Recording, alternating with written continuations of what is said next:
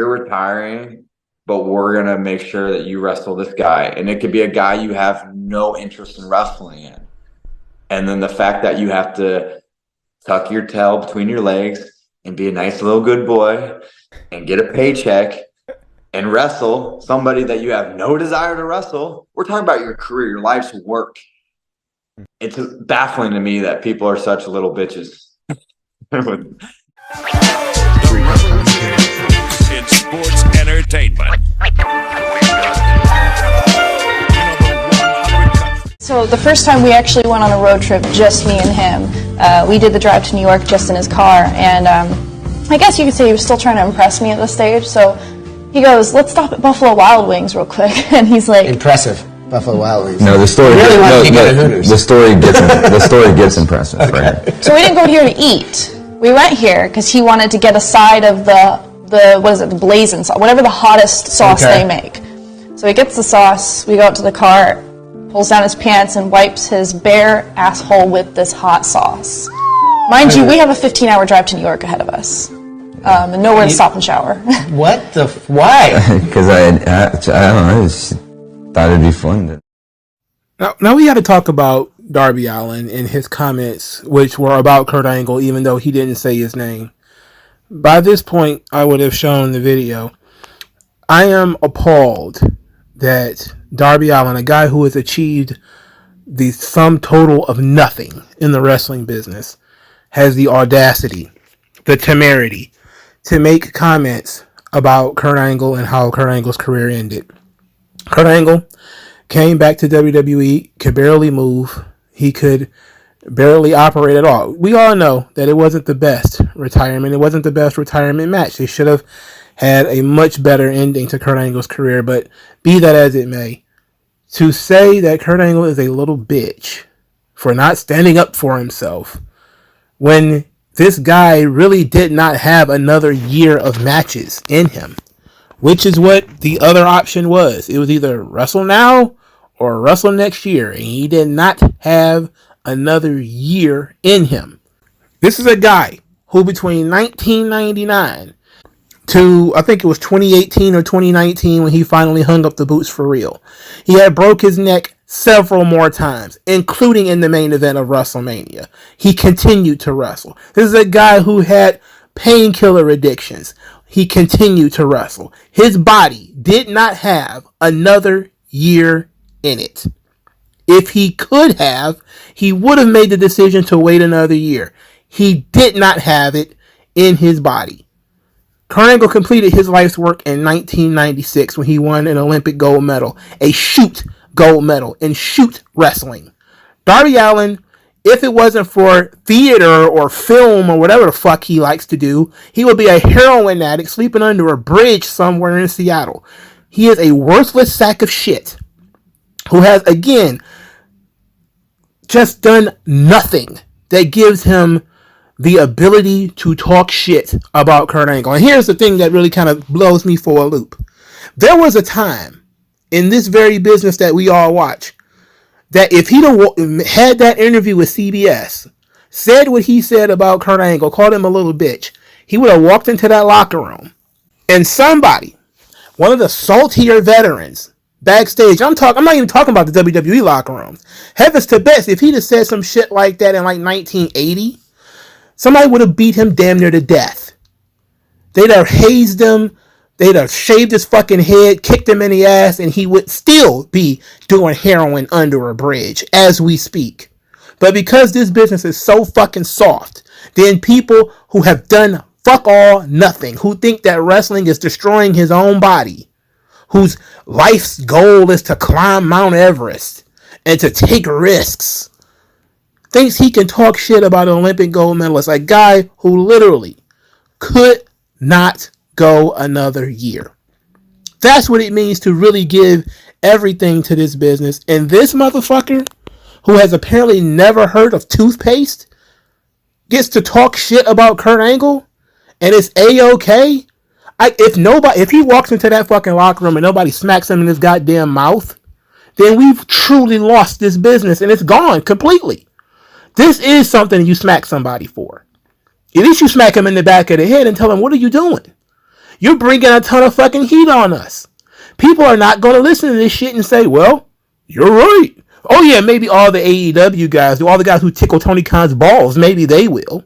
But nobody else who truly understands this fucking business is going to look at this and say, you're right. Because they saw, for years and years, guys like Dick the Bruiser, guys like Buddy Rogers, guys like Lou Thesz, wrestle 30 years, 40 years, 6 decades in the business, and their final match was in front of literally fucking nobody in the middle of literally fucking nowhere. The fact that Kurt Angle, an all-time great, a legitimate athlete, who could have been respected by all the people I named, got to wrestle on the main stage for his last match. That's something that very few people get to do. Shawn Michaels got it. Ric Flair got it. A couple of other people have. But most people don't. Most wrestlers most wrestlers, if you actually open a fucking book, their last match is in the middle of fucking nowhere where they made almost no fucking money and they were just as beat up and broke down as Kurt Angle was when he retired. That's what it is in this business. The fact that Kurt Angle deserved better, all the people that I mentioned deserved better. Most of those guys didn't have a fucking WrestleMania to end their careers on. They didn't get to end their careers in front of 40,000, 50,000 people. They didn't get that ability. They didn't have that option. They didn't have a storybook ending. They got old. They got fat. Their bodies stopped working. People stopped looking at them as being the guy that they saw before. If you actually read a book, you'll talk to people who will see, hey, we saw these guys, man. They in 1988, he was nowhere near what he was in 1965. If you'd just saw him in his prime, he was something else. That's how people were talking about Kurt Angle when he retired. It wasn't like Kurt Angle was putting on the best matches of his life. He could barely move. He didn't have another year in him. But it's amazing to me that a film school dropout who apparently has never accomplished anything. He wanted to be a professional skater. It didn't work. He wanted to be he wanted to be a director. It didn't work. Now he's ended up in pro wrestling. He got the audacity to talk about ending your career on your own terms. You've quit everything you've done so far.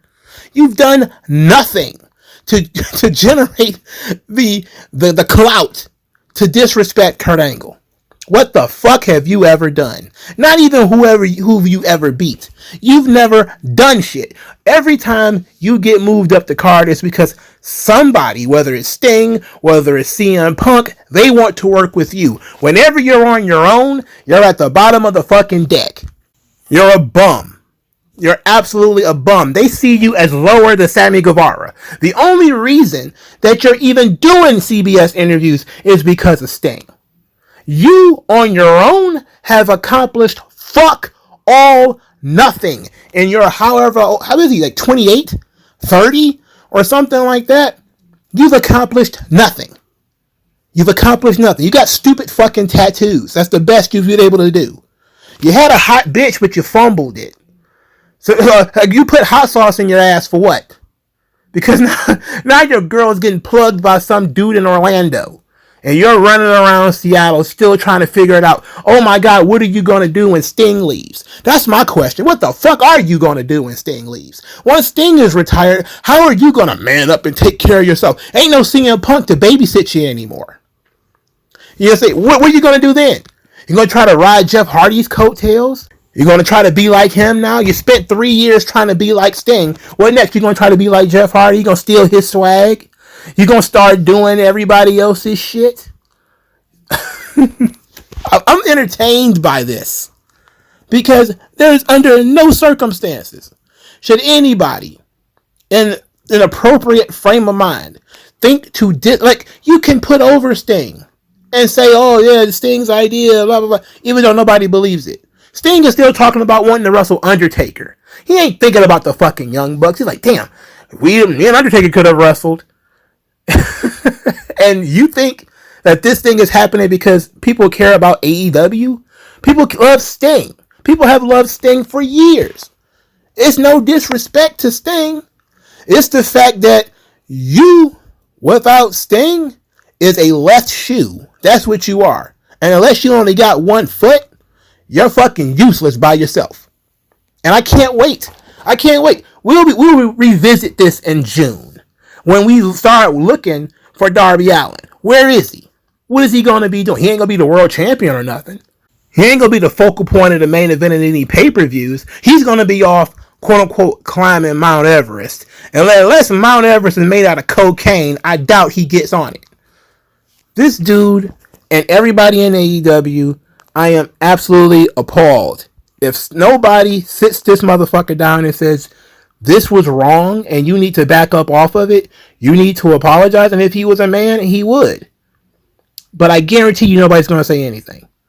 I guarantee you they're going to act like this didn't happen. There was a time, though.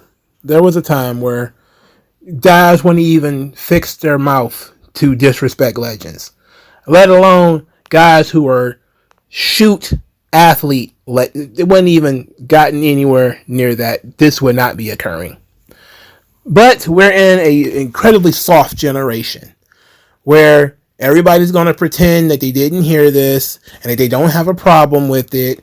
And, oh, Darby's just expressing himself, and, oh, Darby is just, he's such a unique, charismatic, No, Darby Allin is somebody who should have been aborted years ago. He never should be in the position that he was in.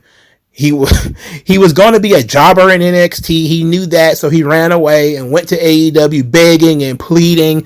From his own mouth, he begged and pleaded the Young Bucks for a job because he couldn't get a job on his own. Heavens to Betsy. Thank God Cody was there, huh? Oh my good. Who is this? Who the fuck is this guy? To say what he said about this guy who has done nothing but stupid ass TV shows and has become like he was doing Fear Factor level shit. What, sex sent me to the hospital or some dumb shit that he was doing. Didn't become famous for that. He became famous for throwing his body at the floor. That's what he became famous for. And he got the audacity to critique Kurt Angle or anyone else whose bodies just could not go anymore and their final matches were less than stellar or not the guys that they really wanted to work with. This is amazing to me. This is amazing to me. But we're in a new business, man. I just wish that, just for, one time, two times, I know there's a couple of guys I would have liked to send back in the past. They wouldn't even made it in the locker room. They'd got accosted in the parking lot and being forced to come in with a ticket like everybody else. And Darby Allin is one of those people. The disrespect for legends in today's wrestling is ridiculous. It is ridiculous. And Kurt Angle is one of the guys I hold real close to the vest because I know his story. Because he actually genuinely is a fucking hero who actually genuinely won a legitimate gold medal in a legitimate wrestling match in a legitimate sport with a legitimately broken neck, and who went down to the dumps and nearly died, nearly killed himself, who had to rebuild himself, rebuild his family. He lost his children, he lost his wife, his boss was fucking his wife,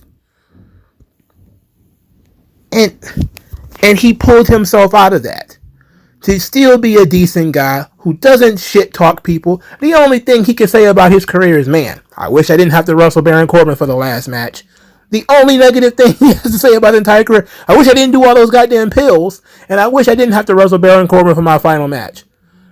The highest of the heights that Kurt Angle achieved from having excellent matches with guys like guys like Undertaker and The Rock and Steve Austin, guys like AJ Styles, wrestling guys like Sting, main eventing pay-per-views, was a top guy in Japan, wrestling Nakamura and Lesnar over there too. Kurt Angle, who's been all over the world, and this motherfucker, this little gremlin, is talking shit about Kurt Angle. Oh man, it's rare that I go on these crazy, vulgar rants, but I feel like he earned it. My respect for Darby Allin has hit rock bottom fucking zero. If Kurt Angle had it in his body to wait another year, he probably would have. I don't believe he could have. This is the utmost in disrespect. And I'm pretty sure Kurt Angle's going to be diplomatic about it and be the bigger man, the more mature man, and he's going to move on. He's probably going to talk about how much he loves Sting. Because Kurt Angle doesn't get into this kind of shit, which makes him a soft target for these fucking guys. This is why CM Punk and Andrade was backstage knocking their heads around. These fucking dudes are reckless with their mouths. They have accomplished nothing in wrestling. Who are they talking to? Why are they talking about people like this? Why are so many of these guys in AEW so fucking disrespectful? And it's all concentrated in one place. It's not like, oh, the new generation of wrestlers, they're so disrespectful. No, it's literally the AEW guys. It's Hangman Page, Sammy Guevara, this fucking guy, the Young Bucks, and so many other ones. They all concentrated in one locker room, and they seemingly share a brain cell. None of these fucking dudes would make it in a legitimate wrestling locker room. They would not be here 30 years ago. They'd have been jobbers on Velocity or something like that. They'd have been working in National Guard armories. They wouldn't be on television. But this is what we have to deal with. As people who've been watching wrestling since the 80s and 90s, we got to deal with these fucking kids who have never done anything, disrespecting people who actually did shit. Fuck you. No way. This little Job Corps dropout talking shit about Kurt Angle. Man, get the fuck out of here. This dude has no talent, no skill. He's just tough. That's it. That's his only gimmick. He's tough. His whole thing is he walks around with a skateboard. A skateboard. Come on. You're Sting's bump buddy. That's what you are. You take bumps. You're a fan. Take your little skateboard. Take your little $2 tattoos. Hop over the barricade. As soon as the match is over, as soon as Sting does everything Sting's going to do and wins the match, jump over that barricade. Find a seat, preferably somewhere off camera, so maybe in the third or fourth row. Plop your ass right there and stay for the rest of your life. Because unless some other veteran from like 1993 or something like that, or some other guy from Ring of Honor shows up and needs you to carry his bags for 6 months or 2 years or whatever, you ain't got nothing else going. MagMongoSlade. Best house I ever drew, Daddy.